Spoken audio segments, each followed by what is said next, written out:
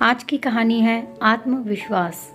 मैं हमेशा से एक आत्मनिर्भर मौज मस्ती पसंद व्यक्ति रही हूँ और मेरे पति भी ऐसे ही हैं।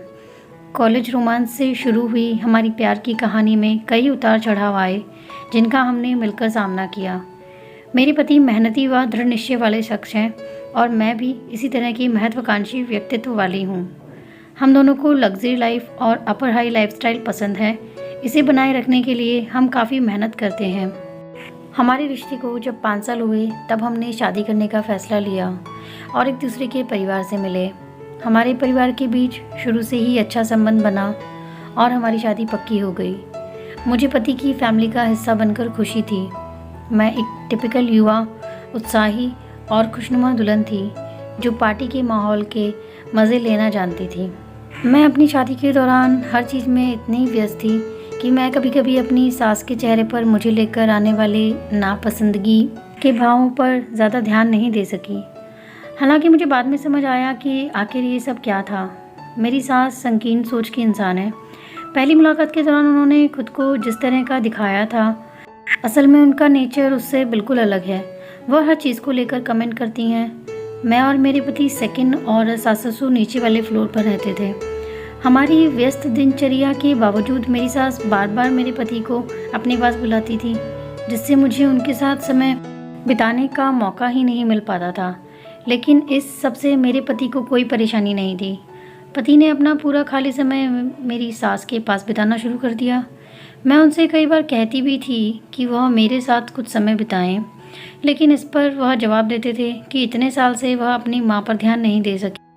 ये सुनकर मेरे पास कुछ कहने को नहीं रह जाता था। मुझे लगता था कि शायद मैं ही गलत हूँ। हालांकि बाद में धीरे धीरे सास को लेकर सारी चीज़ें मुझे समझ आने लगी। उनके चेहरे पर अक्सर मुझे लेकर ऐसे भाव आते थे जो दिखाते थे कि वह मुझे पसंद नहीं करती हैं। मैं अगर कुछ बनाने का प्लान बनाती थी तो वह मेरी कुकिंग को लेकर ताने मारती थी। घर के कामों में मैं उनकी काफ़ी मदद करती थी। बावजूद इसके वह हमेशा इसकी शिकायत करती थी कि मैं कुछ नहीं करती। इसके कारण अपना पूरा खाली समय मैंने घर के काम में लगाना शुरू कर दिया। लेकिन हालात नहीं बदले। मेरी छोटी छोटी गलतियों पर वह मुझे टोकती और मैंने कुछ गलत ना भी किया हो तब भी वह मुझे ही जिम्मेदार ठहराती थी। एक दिन तो उन्होंने मेरे चेहरे पर मुझे सुनाया कि मैं बहू के रूप में किसी काम की नहीं हूँ और बस अपने ऑफिस के काम की परवाह करती हूँ। उस दिन मुझे एहसास हुआ कि मेरी सास ने कभी मुझे पसंद किया ही नहीं। मैं हमेशा से अपनी प्राथमिकता को लेकर साफ थी। ऐसे में वह चाहे तो पहले ही इसे लेकर अपनी राय रख सकती थी। मैं एक पत्नी होने के साथ ही प्रोफेशनल पर्सन भी थी। मेरे पति को भी ये सारी चीज़ें पहले से ही मालूम थी, तो फिर वह क्यों मेरा साथ नहीं दे रहे थे। अब वह पूरी तरह से बदले हुए इंसान लगते हैं। अपनी माँ के सामने उन्होंने कभी मेरा बचाव नहीं किया, जिससे मुझे उनसे दूरी महसूस होने लगी। इसी कारण मेरी सास को और हिम्मत मिली। वह उनके ताने बढ़ते ही चले गए। धीरे धीरे वह मेरी आज़ादी मुझसे छीनने लगी। उन्होंने मेरे कपड़ों पर आपत्ति करना शुरू कर दी और मुझे घर में पहनने के लिए भारी साड़ियाँ दे दी। मैं अपना आत्मविश्वास खोने लगी और इसका असर मेरे काम पर भी होने लगा। मेरी ज़िंदगी से खुशी पूरी तरह से चली गई। सबसे बुरा तो ये था कि मेरे पति ने इस पूरे दौरान मेरा कभी सपोर्ट नहीं किया। जिस व्यक्ति को मैं जानती थी वह उस समय मेरे साथ खड़ा नहीं हुआ जब मुझे उसकी सबसे ज़्यादा ज़रूरत थी। मैं धीरे धीरे डिप्रेशन में जाने लगी और मेरे काम पर भी इसका असर दिखने लगा।